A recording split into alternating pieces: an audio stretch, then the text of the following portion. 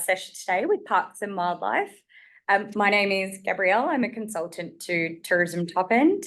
I want to start by acknowledging the land on which we meet today of the Larrakia people, and I pay my respects to those past, present and emerging.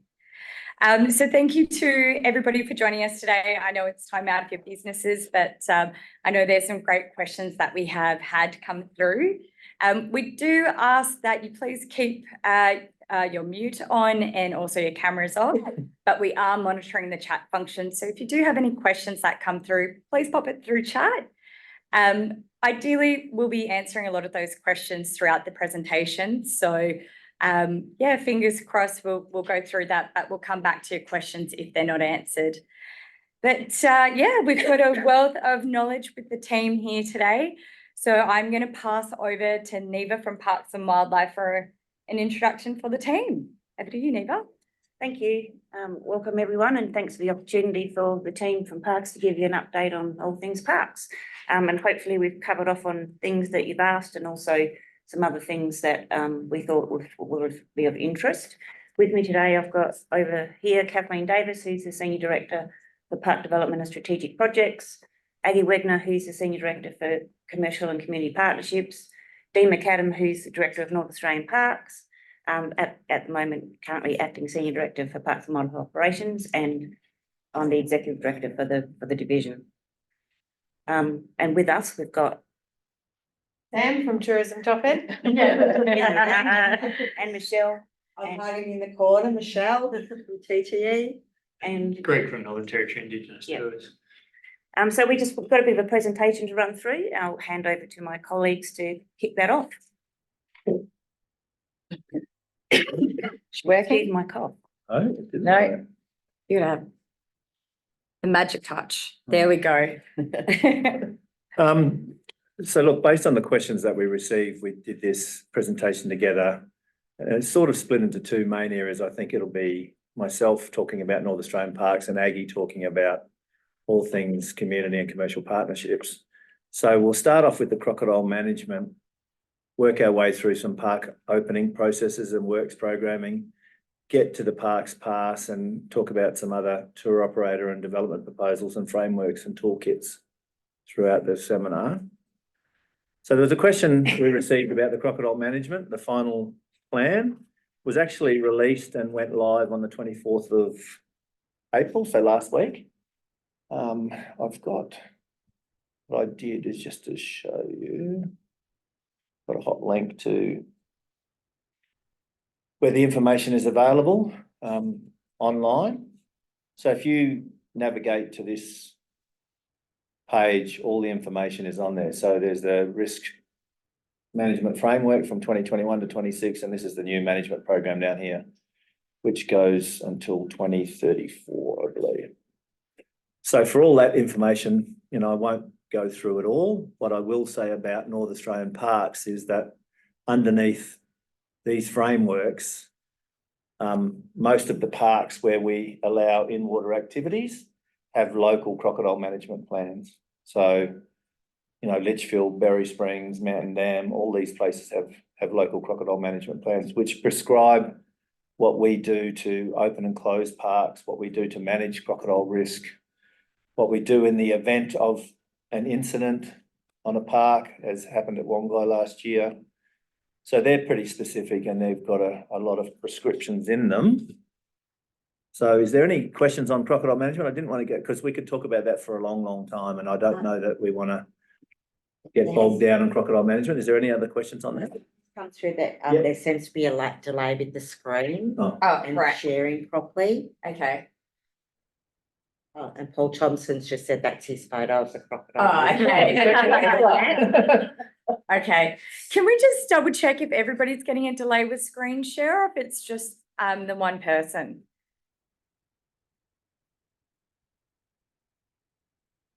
Can only see the slides. Yeah, that's perfect. No, we are on the correct side of things. Potentially, Narita, the crop management plan, potentially the link didn't work on your end, but yes, we can send through those resources. Yeah, after the session today. So, thank you for those questions. And Great picture. So we're going to move on to, Got one more chat Oh. there. Sorry. Oh, sorry. We might just double check what that one's. Oh, no worries. Okay. Thank you. Back to you, Dean.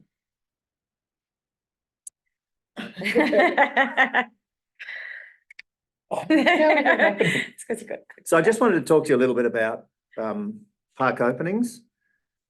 We know that we have a wet and dry season, and the dry season starts on the 1st of May.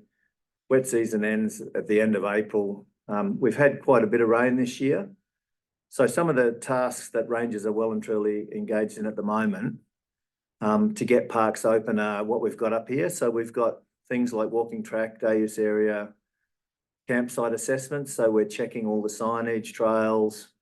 We're reporting on wet season damage. We go to DIPL with any repairs and maintenance that we need doing. Then we're looking at things like barbecues, toilets, water supply paths, signs. In places where there's water that have been flooded, like Wongai, we have to remove sediment and silt and sand off paths and tracks. All our campgrounds, Central Valley, Wongai, I'm talking about Litchfield predominantly here because it's one of the key parks up here. Brush cutting, slaying, infrastructure spraying. We've got crocodile management. I'm going to talk a little bit about a case study about what we go through to open specifically a location, which is Berry Springs, in a minute. While the rangers are doing all that, they also have to do their online annual burning program. So we've got aerial spraying, aerial burning, ground ignition. We've got our weed programs. So Gamba at Litchfield is huge. We've got mimosa in the wetlands, olive hymenacne, a whole plethora of weeds that we do. And that's done aerial spraying, ground spraying. It might be from a boat or from a airboat. One of the things that's critical for us in all this park opening stuff and park management during the dry season are volunteers. So we have a really strong volunteer network. We have campground hosts at Litchfield, the ADF last week we're working on the Jet Bullet Trail with rangers down there to get that open. We have used four-wheel drive groups to open tracks and trails. We have bushwalkers, we have weed walkers, which is a group of bushwalkers that do gamba work across the tabletop. So volunteers are really critical to the business that we do. So I wanted to give you just a case study of Berry Springs, for instance. We're in the process of opening Berry Springs, but I just want to run through the procedure. So what we do is we monitor the flow and water level. So when we accept that the height of the water is at a reasonable level and that we've got no strong weather forecasting for more rain, we then install a fence. So at Berry Springs, there's a croc fence. I've got some photos after this so you can have a quick look at them. That fence is quite a big installation process, so it takes 4 staff 6 hours to install that fence. Once we've installed the fence, we then carry out turbidity tests on the water. So we have a Secchi disc, which is a black and white disc that you put in the water and you put it into the water column, and depending on how far down you can see it, gives you the clarity of the water. So we have a depth requirement of 5 meters for the main pool at Berry Springs. We also, while that's happening, have carried out water quality tests. So we have some parameters around enterococci, what we need to meet for it to be safe for recreational swimming. When those standards are met, we then determine that we're going to go through a 5-night survey period for crocodile management. That's 5 nights, 2 staff, 4 hours, spotlight survey, walking up the riverbanks and putting in a small punt in the pools. Once all those conditions are met, I actually had the district manager go down there yesterday to have a look at what she thought about the pools, because ultimately she's signing off and then coming to me for final approval. She's confident. We're 3 nights into the surveys of Berry Springs, and So the fence is up. the fence is up. The fence is up. We're 3 nights into surveys, all clear. So we're hopeful that if we don't get any crocodiles in the next 2 nights, it's potentially a Saturday morning opening, which is good news. Great. Which is early. Weekend come. I can't guarantee it because tonight they might, get an eye shine or something's come in from upstream, not through the fence. But what will happen is we have to wait till the last survey on Friday night, but we've already geared up our social media team and our park access team, and they're all ready to go. So we'll get an email or a text probably at 10, 11 o'clock at night, and we just send it to the teams, and next morning they'll open, and the rangers will open it for swimming and take through that process. So as you can see, it's not a small process. That's just to get the swimming done. In the meantime, they've done all their tree audits, they've done their trail audits, they've had to clear lots of sediment off all the landings. You know, it's quite a big process to get a place open. And, you know, the team at Berry Springs, there's 3 staff, and they're currently 1 down. So this is just some pictures of Berry Springs. On the left top and the left middle is the crocodile fence. So that's the footings that are permanently on the old World War II weir. That's what it looks like after a day of putting it up. On the top right is a Secchi disc. You can see the yellow and black. Can you see that in the middle of the reflection's not very good. That's the bottom 2 are the status of the pool today. So those photos were this morning. So it's still quite high at the waterfall, but the clarity is really, really good, and we've met all the other standards. So there's no reason not to open it other than the 2 nights we have to do. So is there any questions on that sort of park openings part? Nothing on there. Nothing on the chat? Only that it wasn't open last Saturday. Yeah, so that was a question, and look, we also had another report about that as well, Greg, yours. There was 10 cars waiting. The staff in the wet season are rostered on, and they start at 10. Yeah. And the staff person that was rostered on at 10 lives on the park, was going camping and just completely forgot to open it. Right. So we don't, he opens it because he lives on park. His shift didn't start till 10, and he apologised profusely, and he's on a day off today, so I would have made him sit next to me. So I apologise. Look, in terms of some stuff I can share with you about infrastructure projects, so some of the money that's being spent on our parks in North Australian parks. I think there's another page which talks a little bit about the Savannah Golf, which is not my normal area of responsibility, but at the moment we've got the Wongai Falls toilet upgrade. If you've been to Wongai, that's being completely revamped. That should be finished by the end of this month, May. The same contractor is doing the Walker Creek Ranger Station office and the Litchfield handrail replacements. All the handrails are being replaced. We've got a Wongai Falls crocodile fence in design so that staff don't have to get in the water to actually make the place safe for everybody else. That's similar to the Berry Springs one. It's similar, yeah. It'll be very similar. It'll be something that seasonally goes in and out, and we've already got some swing arms down below it already, but there was one section where they still had to get into the water, and that was not acceptable for us. So we're just trying to get engineers to come up with a suitable design. The tabletop's got a bit of money upgrade this year. It's got $100,000 for tables and fire pits. So that's going to be a complete upgrade up there. $180,000 for signs. So there's a whole new series of signs going on the tabletop. We're really focused this year and in the years coming in escalating the tabletop as one of the top walks in the territory. It's probably lived in the shadow a bit of Jack Buller and Lara Pinto. I had a conversation with a tourist about it today. They're So like, we're really keen Area, to lift the ante on tabletop. Footbridges at Cascades and Green Ant. Just to share with you some information, anytime you talk about footbridges, these are things that were built 10, 15 years ago. Anytime you build a new bridge now, it has to be DDA compliant, and DIP will get involved, and it becomes an over-engineered huge piece of equipment. Boat ramp repairs at Channel Point, I think, are commencing next week. So there's some significant boat ramp repairs happening next week. Hopefully that'll be completed before it's open. Lee Point car park and walking tracks. So there's been some work at Lee Point. There's been some significant work at Lee Point.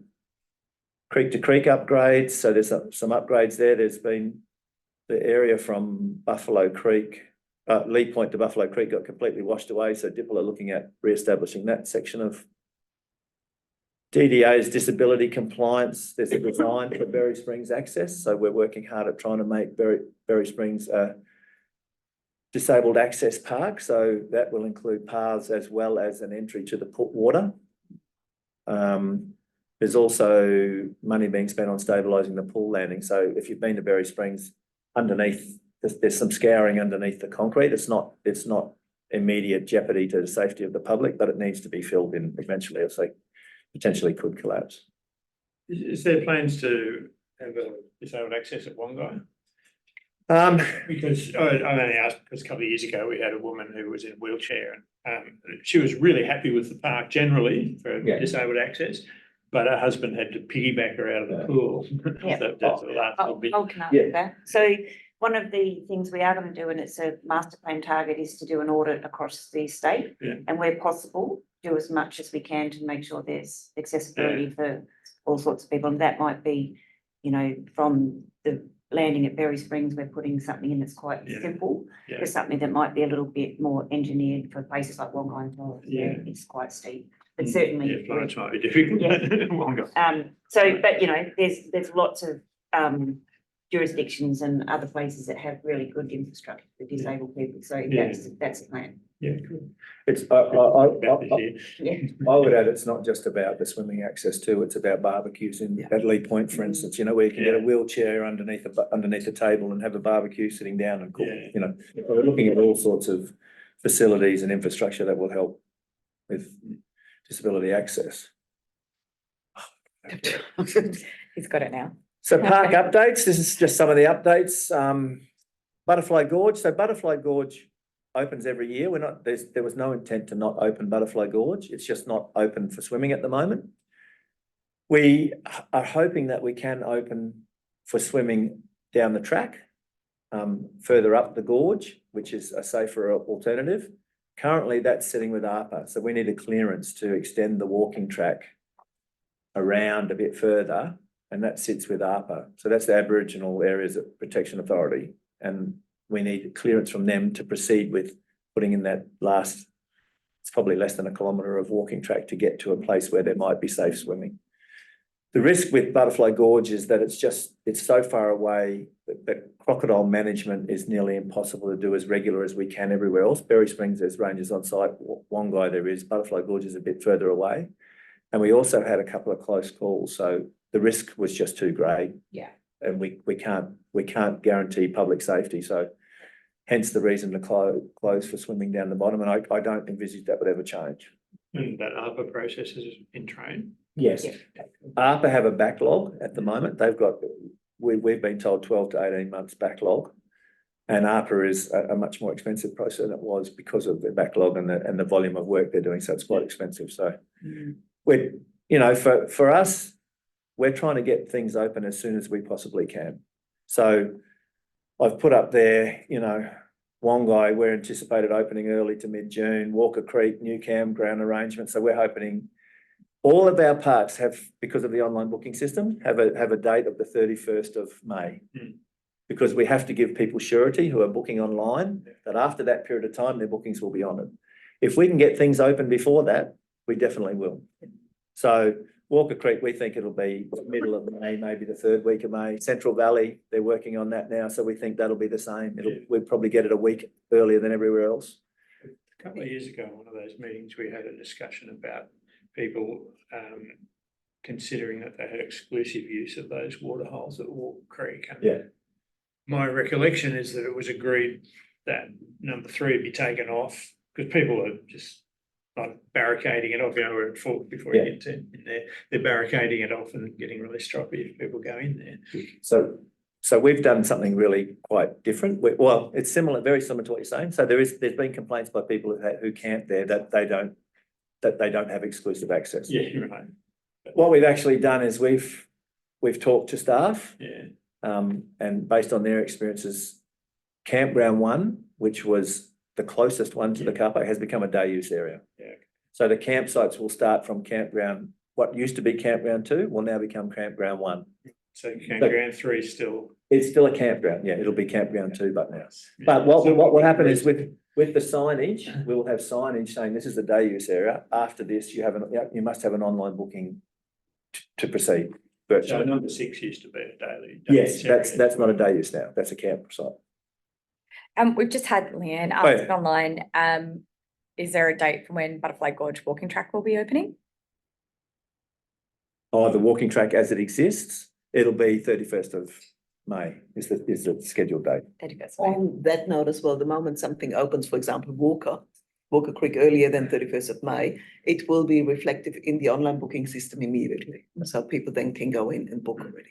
And it changes on the park access straight away. That's Is there some way you can, like, we'd like to take people to Walker Creek and go up and have a swim. And is there some way of working out whether somebody's got a camping permit to go there? And by the way, on your website, it says camping permits don't give you exclusive access like Yeah. any other permit. Yeah, so all the signage has changed completely. Yeah. All the signage there has changed completely, which does say that. The only That way. they don't have community exclusive access, or that they do.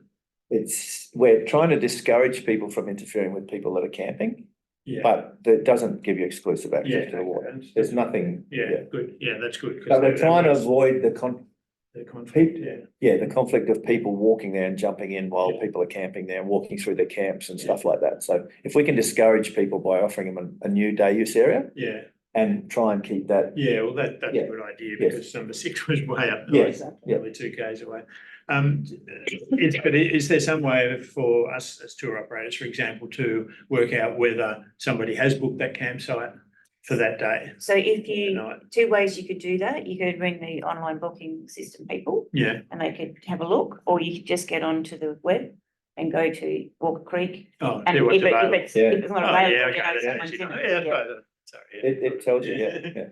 And Yeah. all the campsites are listed Yeah, numerically, so you can see, oh, 3 is booked out or 3 is available. yeah, okay, we can do that in the morning, yeah. So we've got one about Douglas Hot Springs, and I think I might let Neva talk about that one. Llewellyn? Yep. So Chewen's a bit tricky. It's actually, it's Aboriginal land. We actually don't have any management agreements in place to manage it at the moment. It's a long protracted land claim, which includes Umbawarra. So it's progressed further than it was, but we're still waiting on a number of things that need to be done in the territory by the territory government and also the federal government. Because it will be, at the moment, it's land under ALRA, Aboriginal Land Rights Act. So we're waiting on, so we've done some settlement deeds and principles that Northern Land Council is talking to traditional owners about that. We need to get an ILUA in place. We need to get the leases in place. We need to have the land granted, and a few other bits and bobs. So unfortunately, I don't have a time frame on when that might happen. The land claim was lodged in 1979 or something. So that's how long it's been going on for, maybe 81 or something. So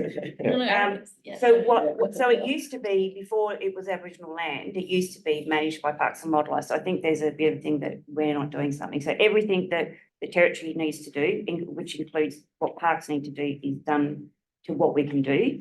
And we just continue to work with the land councils and other parties to finish off those the other consultations. So at the moment, it's with the land council to talk to traditional owners about what they are happy with the settlement principles and what goes in the ILUA. And then there's a few other bits and bobs we'll need to do before we open with it. So the view is to enter into a lease agreement with parks for at least up to 5 years, with transitioning to sole management for Aboriginal people. So that will be a good thing to do. But we've got to deal with the water issue and whatever traditional owners want in terms of they might want to redesign the campground before they open. So I don't have a time frame, but you can tell from all of that, it's probably not going to be 2025.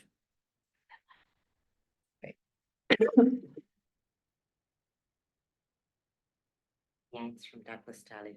Yeah, so just if those can't see the chat online, so Leanne's just asked, my understanding is the joint management partners are working together to agree on a solution. The government has already given the funding for the upgrade. Okay, does that make sense to you guys? So the government has agreed to the amount of money, and that'll just come out of our budget at the time. And yes, the joint management, well, we don't have a joint management arrangement in place at the moment. That's what we're working on getting in place. And we need to have that arrangement first because we can't spend public money, taxpayers' money on land that we don't have care, control and management of. Any more questions on this topic? Moment, but I feel like we're good to move on. So I've just a quick one is the Savannah Golf upgrade. So there was just a few things I wanted to say about the Savannah Golf that came through with some developments. So Jack Buller, as I said, ADF were helping with that this week. Elsie, there was a question about feral pigs in the park. So they did do an aerial and ground control operation and remove 50 pigs. There's also a permit issued for allowing people to hunt pigs on the park. Next year, there'll be another feral animal control program to manage pigs in Elsie National Park. So I hope that answers the question that came through for Elsie. There was also one about the thermal pool. The weir is complete. Supply issues for materials for the boardwalk and Rainbow Springs upgrades have delayed the completion of the upgrades. It's expected that the project will be completed by the end of the dry season. What's important to note is that the infrastructure and road issues in the Savannah Gulf region because of Cyclone Megan have been significant. So there's been lots of damage to boat ramps and roads, and Tomato Island, the road's not going to be ready for another week or two before that road's even ready for people to use. And just another, but the last one there is about the Matt Wilson campground development. The campground's complete. The road access requires repairs and installation of traffic management signs and so on. So hopefully by late June, that'll get opened, the Matt Wilson campground development, Goulmore. Just checking what the next one is. Oh, okay, so Leanne's just responded. And I believe this was in response to the previous statement. Well, yeah. Yeah. Awesome. Okay. All right.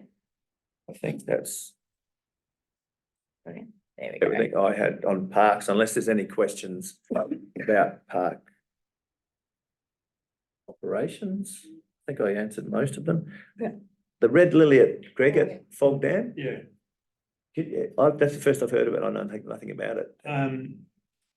The upstream side of the dam is just totally choked out with red lily. With this red lily. Okay. Yeah. We'll get some. And someone- there was a dredge there. Yeah. It's been there for a few years, Yeah. and they used to clear it out. Yeah. So that there was at least some open water and the birds could go in there. Yeah. But now you just don't see any birds upstream of the dam at all. The dredge has had lots of problems. They've had it away getting fixed from time to time. And last I heard, they just took it out of there because I can tell that it's actually out of the water and it's That's my uneconomical to understanding, fix it. yeah. It's uneconomical back of the to fix ranger it. station or Yeah. something, yeah. And I also have been told, so I don't know if it's true or not, but that Friends of Fog Dam contributed to the procurement of Okay, that yes. thing. Yeah, so when it was purchased outright with some funding from the Fog Dam. The costs to repair it are 3 times the cost of purchase. Yeah, So it's uneconomical to so use. is there any plans to another one or something? We're investigating the best options. You know yourself that the dam is a artificial construct. Oh, of course, yeah, yeah. So what we have to determine is whether open water is the desired. Well, in outlook the for it. interest of a burgeoning bird Yes. in tourism industry, it'd Yeah. be really good if it was. Yeah.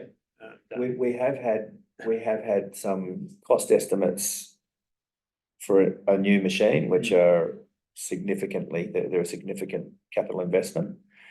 We've also had cost estimates from Dipple for doing works using excavators Yeah. to remove stuff. And that's in the vicinity of $250,000, and it would most likely be required every 2 to 3 years. Yeah, So that's a significant investment, and we just have to investigate the options. yeah, sure. What, you know, Petitioning a minister would help. Well, Help produce some funds for it. it's significant in terms of, you know, the funding that the park gets to manage. I'm sure it is, yeah, yeah. We've just got Yeah. Paul online just asking if there's basically any ideas or support suggestions for Corroboree Billabong. He just mentioned, like to know if there's a contact about any proposals going on. It's not ours. Yeah, Robert's not ours. No, and I Oh, he think, wants yeah, to do, Yeah. Yeah. He's doing birds tourism. out yeah, there. he's already based It's a out big there. industry. yeah, I know it's, I understand it's a big industry. We'll come get back to your into it call with some Yeah. info you That can might- send through. Perfect. Right, moving on to park passes. Over to me then. Yeah, I'll pass Thank the you. And I'm not too sure. baton if I over. exactly There we cut go. The magic finger. So thanks everyone also for the questions posed regarding the Parks Pass and how this relates to today's presentation as well. So as you are aware, the Parks Pass for individuals has been launched in April last year. So we just had 1 full year. Following then the moratorium for the tour operators, which kicked the Parks Passes in from November, 1st of November last year. Only interstate and international visitors have to have a Parks Pass, so local NT residents are exempt. So we had the initial period just for the independent travelers, which now is for the tour operators. That gave us an opportunity to identify if there are already some issues or not. So for tour operators, we have the options of having a 1-day pass and a 2-week pass. As tour operators, sometimes the tours do take longer. The independent have also the option of an annual pass. We do have a different fee structure from tour operated parks passes to independents, where it's a 20% saving. So that's quite significant, which is great. One of the questions related to about the Parks Pass fee, we do regularly revisit fees, policies, and so forth. So at the moment, with regards to operators, I said it's just not even 6 months in yet. No, not yet. So definitely. Wet season. Exactly right. And the wet season as well. So Yeah. the rollout with regards to the Parks Pass was quite good because it is actually our low key season, because it does involve a few steps which hasn't been done before for tour operators as well. As we were saying here, tour operators are responsible for ensuring the customers have a valid Parks Pass. Which bring this one? Hang on. Yeah. Okay. Oh, wait, that's me. Hold on. So about 20% covers admin for the tour Exactly. operators. Yeah. That's right. So we have since then, and this is the one we prepared earlier, so I did bring my props.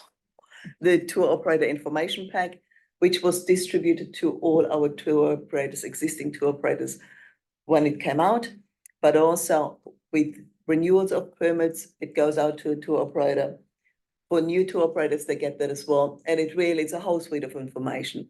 What we tried to do is pull information together, which is relevant for tour operators, including the how to set up accounts, how to book, how to provide provide returns and so forth. Is that on the web, Aggie? It is on the web as well. If you have any questions of a section, if it doesn't work for you or whatever it is, please do contact us. It's really important that we know what works, what doesn't work. And this is a live document. So if something changes, it goes in here. We inform the tour operators as well. So it's really important we get your feedback to improve the document. So it has the whole, including flowcharts and literally to go through, to step through. We've also released very recently, and some of the questions touched somewhat on it, on our development proposals policy. So it is about development on parks and reserves. The intention was for operators or investors to basically communicate, we are open for business. And it's not going through a lengthy process, and sometimes it's not necessarily a process going through an expression of interest. If we have something specific we would like to achieve, we can put that out. But what we found, operators sometimes have fantastic ideas what they would like to bring into a park we don't even think about. So please do bring it forward to us, put proposals forward, and these are for proposals which are not solicited through NTG. So it's then starting up a conversation. What is it? What do you propose? How can we go about that? So the policy shift, if you like, was we get people or, businesses coming to us or individuals with an idea, and under the legislation, we kind of had to say, okay, we had to advertise the fact that, so if someone had a unique idea, then we said, had to do an expression of interest to have the mechanism to put it in place. So this is about recognising people's IP or whatever, and having a mechanism to be able to then engage in that to get it to fruition without having to open it up to everyone else. And As the a idea being competitive stolen. process, yeah. Exactly. Yeah, that's a really great improvement. Oops, sorry. So we just had a question come through. So if a person traveling hasn't done a park pass and doesn't do it, are you saying guides are responsible to do what on the day of their tour? We put in place, thanks for that question, absolutely. We put in place that tour operators can retrospectively purchase park passes. Right. So this really allows a tour operator to go into a park, then the guide, they have to display a verification that they have a valid tour operator permit, and then retrospectively on the 25th of each month, they can purchase those park passes. Because what we thought about, if you have a tour, let's say, Greg, you're going to go, you have 20 bookings. If you purchase them up front, it's also theoretically an outlay. But at the end of the day, probably someone might cancel the park spot, cancel the whole tour. So in a way, you're in a bit of a trouble. Okay, now you have to get refund and so forth. That way you can go and with the visitors, but you are responsible then to have. So at the end of the month, you Yes, just put your Quite your a- numbers in and That's then right. get invoiced for the amount. That's right. Yeah. So to be clear though, it's a business's decision on whether they factor in the cost of the parks pass to their ticketing, or they want their own their patrons to purchase their own. Yeah. So that's not a decision for us, and that's entirely up to each business. Just see what I feel like that's gonna be. But the tour guides or the tour operators are not responsible for demanding that they have, like if you choose the path that you just described and someone hasn't got a ticket or refuses to, the tour operators can't really be expected to be the policeman in the park. No. So I'm not so sure how that works. So we've just got a couple more. So relating to the previous question, we've got Paul asking, he had some ideas a few years back. He emailed through, is there a proper process whereby to submit proposals for use of parks for your tours? So, okay, no worries. Yeah, cool. That's been rectified already. Great. Glad we could answer that one for you there, Paul. Exactly. So with regards to the development proposal with the policy itself, it really is to provide guidance and transparency on how the proposals will be considered. So it has the whole, what it has to have. The flow chart is, I've included here in the slide, what the proponents can expect and the assessment process. So it's about the assessment criteria aligned with NTG principles, priorities, is your proposal of public benefit? Where does it sit in that regard? Project feasibility should be included as well, which gives us an idea of where that sits. The alignment with a set of principles, which then goes on to the next slide. There are a series of principles which were developed. Risk assessment, ideally, and capability and capacity. However, if you're in a very early stage, you don't have to have all the little bits, just come up with an idea, and then this always is intention to have it as a communication, to have it as a collaboration, to work through and then identify what is needed. I would just say something about joint managed parks, that's an added layer in the assessment and due diligence process of any proposals, is that if it comes to us, if you're coming to us in March wanting to have a proposal for May in the dry season to do something, and it's on a joint managed park, that's unlikely to ever, unless it aligns with joint management meetings where we can get the joint management partners to agree to a proposal. So, there is time involved on joint managed parks with getting development proposals through. Absolutely. That's absolutely right. And that's also covered then in toolkit, which breaks that up. So on the policy, I just referred to those 6 principles. As you can see, it is about aligned with our values. What we're looking for is something innovative. What are those ideas you guys out in the field with ideas how to improve the business can bring? Diversity, public benefit, obviously, if we talk about a standing camp or semi-permanent standing camp in one of the parks, we don't necessarily having 3 of them in one park. So looking at those different objectives and then the joint management considerations. Which leads me to the toolkit, which was developed, again, the little prop we prepared earlier, which was developed to make the policy and the implementation of the policy a lot easier to understand. So it breaks it down into different areas, into, hang on, we just go into the purpose and objective. As I was mentioning, it is about simplifying the process. So what we did is to work through what if we get a proposal, how does it work? Where are the differences? What stage for you as a proponent to look into which level to engage then? So it goes into detail, but again, as with the policy, as I said, they go hand in hand. It's basically as a package. Please do contact us as soon as possible and take this through. It's actually a pretty scary looking document when you get into it, because there's lots of touch points, It but is. it's not its purpose. Its purpose is to be really clear about the types of considerations that will need to be stepped through, that are different to other places like authority certificates from ARPA, and other considerations. So even though it's long and wieldy, it's a very good visual for people to understand that, you know, there's no surprises if someone wants to enter into something.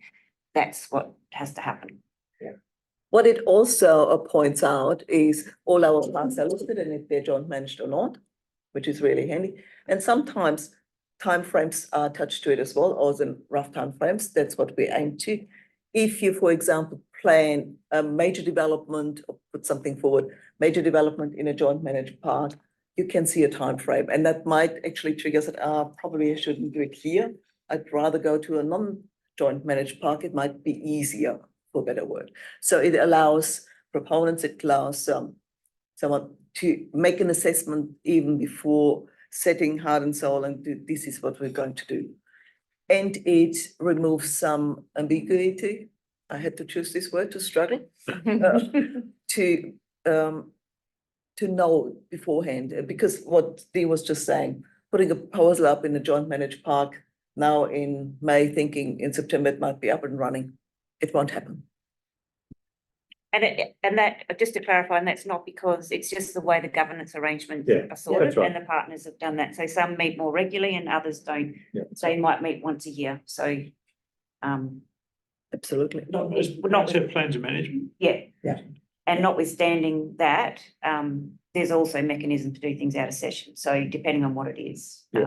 But it still, we've got to still organise that. It's not a decision for the commission. And then approval processes. Yes. So the development framework itself, it has the 3 key elements, and we kind of in a roundabout way talked about that: the development type, the location, land management type. And again, those 5 key considerations are important, but they allow you potentially to plan or review already, decide on sites, decide on what you're looking for right from the onset, right before the set go. Because as Neva explained it, this toolkit is supposed to help. This really tried to tease out the ins and outs, the different layers. So forward looking, we had a few questions on that one. As you probably are aware, we changed our cancellation and refund policy, which was fantastic news, really great. And with regards to the Parks Pass fee, as I mentioned, we do review fees, we do review policies, procedures, toolkits. These are all live documents and we want to keep them that way. They're not developed and put on the shelf just because they were once approved and won't happen again. All the tour operators to be registered on the online booking system if possible, and please log in. That's what you were just asking, Greg, as Yeah, well. yeah. So it helps to be registered. We have the online booking system team, just phone call away, a 1-800 number, and they help. Please do reach out. One of the questions was, how about the third party, like a kiosk outlet to sell parks passes? So we're looking into that at the moment. At this point in time, we have Tourism Central Australia set up. So Tourism Central Australia sells parks passes or and full other bookings. So we are looking into just putting some, at Bachelor, for example, that was a question, or different sites where a potentially is a kiosk set up with a screen and the customer can purchase the parks pass right there and then. Tourism top end doesn't do that. We just don't have the resources at the moment, but if it was a kiosk, then we've already talked about, we would support a kiosk, absolutely. It's definitely. just the actual processing at the moment, we just don't have the resources, we don't have enough staff. And there's no time frame on when. Relatively quickly, so it's Okay, really, that's yeah, Good. Roll it and out. we have the policy in draft already as well, so Awesome. it's definitely way further ahead than we were at the end of last year when we were Yeah. talking. So if there's any All businesses moving in the right way. that want That's to right. become a store, which means we'll provide the training, and what happens is essentially you can book on behalf of other people. We get the money, but what we'll do is enter into a financial arrangement based on per transaction or whatever. So, and we're looking at doing, it's been a bit slow to be rolling out, to be honest, but to have them in strategic places where the mobile reception is not great, and, you know, like, I don't know, this is off the top of my head, Daly River pub or something, so people have got the opportunity to, even if it's a kiosk, to not have to rely on being on the side of the road with 2 bars for 5 seconds. So there's definitely work happening at the moment. And yes, as a last thing with regards to the proposals and policy and toolkit, it's really about being open for business. I think that was about it from, Just to finish off, something that I didn't talk about in the park operations part was compliance. So our rangers have been told specifically that we're now in a compliance phase. We were in an education phase for a long period of time, but we're now in a compliance phase. So the online booking team give our rangers on Fridays lists of people who are staying in campgrounds, and we'll be doing random checks of campgrounds and random checks of tour operators to make sure they've got their tour operator permits. We've actually had a couple of infringements already, where people haven't had, you know, their online booking camping fees paid and refused to do it, so we infringed. And most people, when we caught them, drove up the road to where they got Wi-Fi and quickly got themselves a booking. Yeah. But yeah, we're in that compliance phase. We don't have the resources to be like police and check every single camper and every single person, but it's certainly part of that whole work programming that we do. Yeah. Yeah, there's a question there. Yeah. Michelle. It is that, you know, nobody has the resources to do that's right. that. What we saw before answering the question with regards to the compliance phase, that we had many independent traveller basically dobbing in others or raising things with us, same with tour operators, which is really good because that really helps to move forward. Can you read that one there from Dan? Especially if you Yeah, turn up to a already, yeah. campsite and someone else is already in it and you've got the permit. Yeah, that's right. Oh, At the moment, there's no plans for new installation of tables and shelters. The toilets and the office have taken up most of the money in the last financial year, but it's certainly something that could be looked at down the track. Yeah, so I might just mention the works program because it's different to what it used to be. Now it sits with DIPL, it's not in the agency or the department's control, so we rely heavily, 100% on them to deliver our works program. It's been interesting, that machinery and government change. So, and so when I talk about the works program in terms of minor new works and R&M, so we've only got a budget of around 5 million for the 5 parts. So when we say we're spending this on that and other things, we don't have a lot to play with to begin. So We do our best to put things in where they are. And sometimes they're not timely, and that's probably not because we've had a labour shortage, and that's impacted a lot, even with the contractors and especially remote stuff. But it's picking up. I must say this year has been a lot better. So let's hope to see an improvement going forward. It's great. Well, thank you everyone for coming in. Do we have any more questions coming through online? I know we had quite a few questions submitted and the team have done an incredible job answering most of those. There were a couple more in there, however, I can see the operators who asked those questions aren't currently online. So we might just reach out to them direct. But was there anything else? We'll probably give another minute or so just to see if there's anything else coming through. Dan, great to see your face.